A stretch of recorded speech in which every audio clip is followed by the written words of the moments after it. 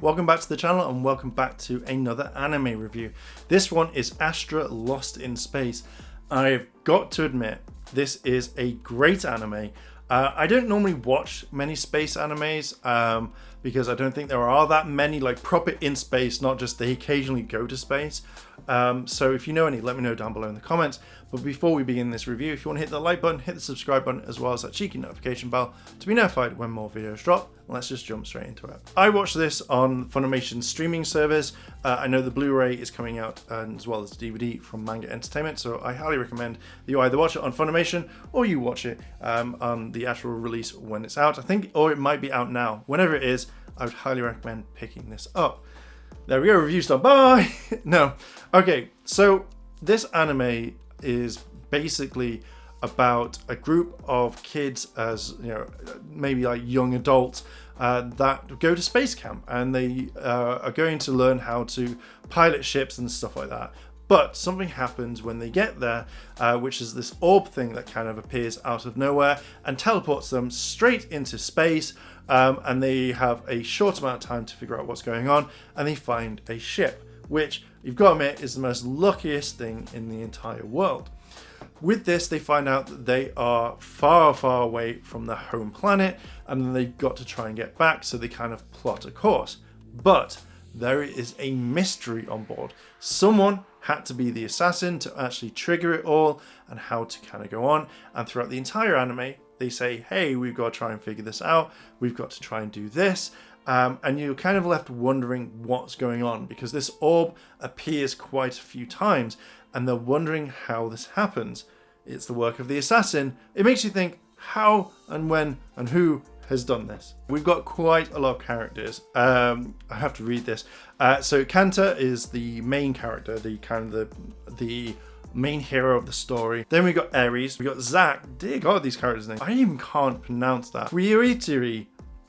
It's a name I didn't think I'd say. Funchia, Luca, Ulgar, Yun-hua Liu, Chas. So they're all kind of really kind of easy enough names to kind of like memorize and talk about. So they're all kind of different, like from different backgrounds, which is really, really cool. And it kind of, as I say, it follows their kind of adventures in space. One character they meet is a Russian woman, which is Levinskia. So she turns up later on, which is kind of cool. So I'll get to her in a little bit. You kind of meet characters in this that you like and that you don't like. And it's a very kind of easy enough character to be. And you kind of form who you like and who you don't like really quickly. It kind of gets a little bit kind of political because you find out that they're not actually who they say they are. They have been cloned from their kind of parents or their adults because they wanted to live forever. So when their bodies were going to be gone, they would transfer themselves into the kids and stuff like that and live their lives again. And I'm sure that they probably would do it again and again and again. But you find out that it's been outlawed because that it's not humane, that it's against the rules, etc., etc. So they decide to go, okay, well, you know, we'll kill the kids. We don't need them to kind of cover up their tracks. And that's actually quite a genius thing because no one would dare look for them in space, and everything would be kind of closed, like the case would be closed, and it's a great way. They're about, I think, 5,000 light years or something away from the main planet, and again, it's genius. It's a way to say, no, they're gone. When you find that out and when they go through it on the ship, it's more kind of, it causes a little bit of like, oh my God, I can't believe this, I can't believe that. And then it's like, boom, they kind of accept it straight away. Now, when they meet Levinskia, this is one of the characters that I generally really like the background for, because you find out that the planet Earth, and this was one that shocked me, they find out that Earth is dying, so they send out these ships and these people to find out more about the Earth so that they can say, yeah, this is going to be our new home. And Levinskia thinks that she's been asleep for 12 years. It's actually been 112 or 102 years passing. And you know, when they're all like, oh my God, what happens? They find out that the two planets completely stopped. So the kids were teleported to Earth, and I was like, holy crap, that's amazing. But Earth got hit by a massive like comet or asteroid, which then blocked out the sun, which then turned Earth into an ice planet, and everyone left through these wormholes and then they found the new planet. And I was like, dear God, this is awesome. This is what I generally really liked. It was kind of more of a curveball, and I had to watch this. I think I finished this pretty much. I could have watched it all in one night because it held me. It made me want to watch more. I think this anime, instead of being 12 episodes, could have easily been 24, and you wouldn't have left and thought, I've had enough. Like, this is too much. I think it was not long enough in a way, and that's what kind of got to me a bit. But I really hope like a season 2 is going to happen. So you have this thing where they get to Earth kind of really quickly. You find out that they all kind of like grow up. They all have their lives. Some characters get married to each other. And I really like the fact that only 3 of them go to off into space, where I generally thought everyone would have come together, and that's what would have made it more for me. When I said earlier, like, there's an assassin, it kind of makes you think, and I thought it was Lou, and I thought it was her all along, because she was very kind of quiet. It felt like she could have been it, like, I'm sorry, I didn't have a choice.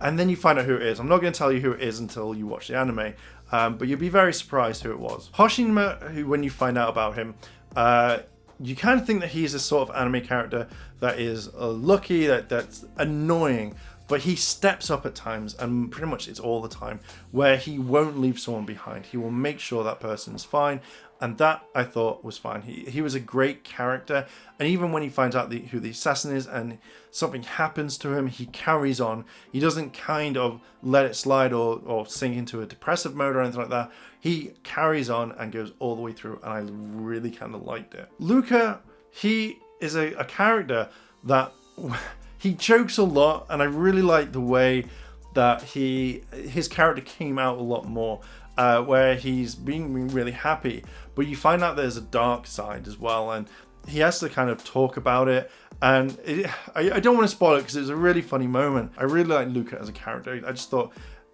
they were amazing, and it's just the way that they are. And when you see it later on, like as soon as his secret's kind of talked about, you see that that they play on that, and that was just absolutely perfect. Now, one thing is, you're kind of geared up to hating the parents for what they are, and that's what I generally didn't really like. I hated the parents bar one, like all bar Eris's parents. I didn't like any of the others, because I felt like when they all came together, they weren't loving and supporting. They were all kind of really cold and didn't care. And before you find out about the fact about the government experiment, this is when you find out that you could tell that there was something up with the parents. They weren't acting like they would do normally, bar Eris's parents, and that's what kind of made me think, oh, there's something up about this. I think with Astra Lost in Space, the amount of suspense and mystery keeps you wanting to watch more. There were times when I was like, oh, I'm going to go to bed now because I'm tired, and then it would drop a bombshell, and I'd be like, right, I've got to watch the next episode.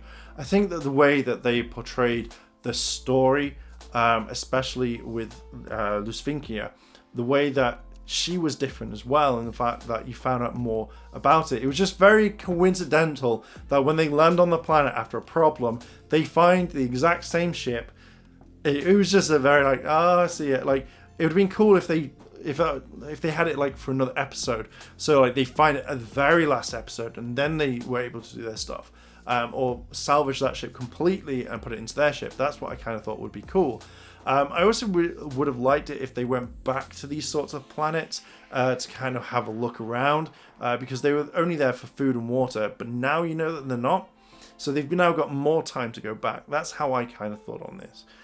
But I've got to admit, this anime blew me out of the water. I really enjoyed it, and I can't wait for the next season, if there is going to be one, because there could be loads more.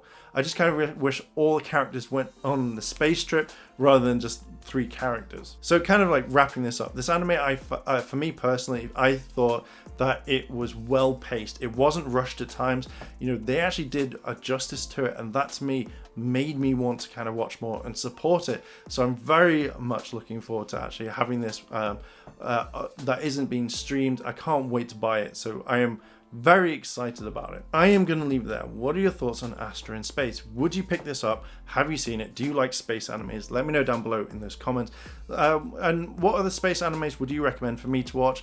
Let me know down below in the comments. And if you like this sort of video and you want to see more, hit the like button, hit the subscribe button, as well as a cheeky notification bell to be notified when more videos drop. Thank you very much for watching, and I'll see you in the next video.